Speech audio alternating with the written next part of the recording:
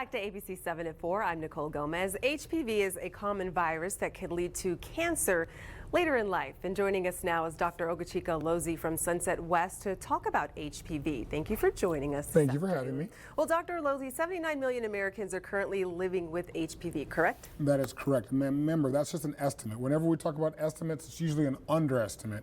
I think what's important is that a lot of people don't realize that HPV it's just common. Once you've had a sexual intercourse or sexual activity, close contact at any point in time, you have a high risk of having it. Oral HPV is more common in men than women due to various activities.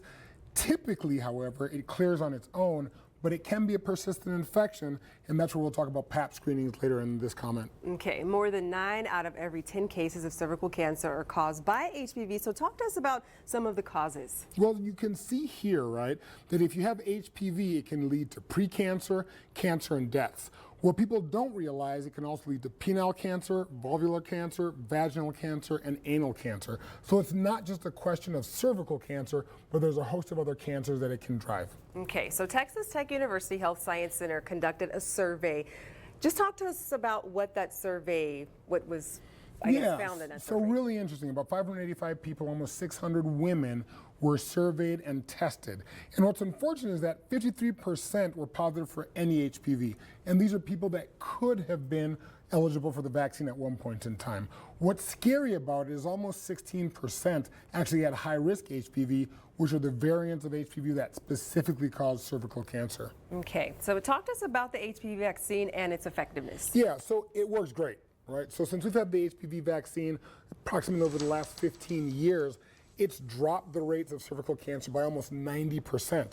What's important, though, is that you get it on time. Usually between the ages of 11 and 12, it's actually been extended up to 26, and recently has actually been extended up to 45 years of age as well. Okay, so how can HPV infection lead to cervical cancer? That's the question. Well, first of all, the virus itself can lead to what's called dysplasia, or can change the cell type in the cervix. What's important when you think about HPV vaccines is when to get it. If you look at the bottom, you have a little window really between 11 and 12 and then all the way up to 46 where you can reduce the risk of those cells changing type, and by reducing that risk, you can actually stop the progression of HPV, and I think that's the critical point, right? A lot of times we talk about, hey, don't smoke, don't drink, don't do this. There's no vaccine for smoking, drinking, or heart disease. There is a vaccine for this, but parents have to be willing to take it. Okay, so I think you may have missed it, the time that we should get the vaccine.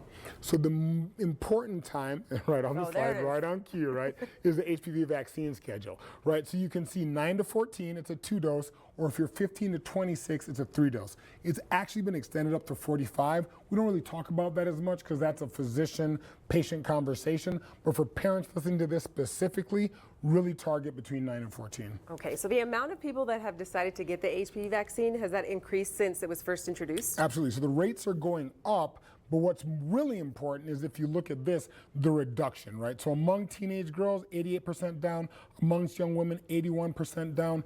When I talk to my colleagues out there, they should really recommend the HPV vaccine for all patients aged 11 to 12. It used to be only females, right? But it's now women and men, and this is specifically because, like we talked about earlier, you can get penile cancer, vulvar cancer, and a host of other cancers that are not cervical. Yeah, I remember growing up hearing it more about females, but now that has changed. It's across the board now. So let's talk about some of the guidelines for Pap screening. Yeah, so if you're a female out there, have this conversation with your physician. But the standard is really once you hit 21 to get every 3 years.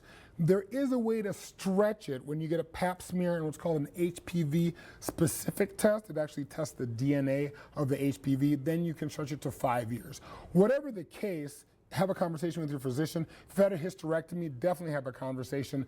And if you talk about prevention, right? Prevention is always important. Smoking's there, safe sex, wear a condom, and really get a Pap smears when you should. Okay, let's talk about some of the resources so we can wrap this up. Absolutely. So a host of resources there. I will talk about specifically. Yeah, let's talk about the resources. There's a host of resources on this slide, whether it's Immunize El Paso, whether it's Texas Tech. I'm almost obligated to sort of talk about my other boss, Dr. Maloko, and her group at Texas Tech that just got $3 million to specifically focus on those that don't have the financial means to get pap smears. It's called Tsukasa, I think, and they're doing a great I'll be sure to get job. that information posted on our website. Exactly. It'll be posted on the website, Yeah, I'll be and sure they'll to do know that. about it. But again, multiple resources, whether you have financial means or not, it's important because prevention can save your life. All right, and if you have a question for Dr. Alozi, all you have to do is send us an email at news@kvi.com. Dr. Alozi, as always, Thank you. Thank you for I had joining less us. gray in that picture. Time's going fast. No, he was fine. Still at ABC-7 and 4, Washington.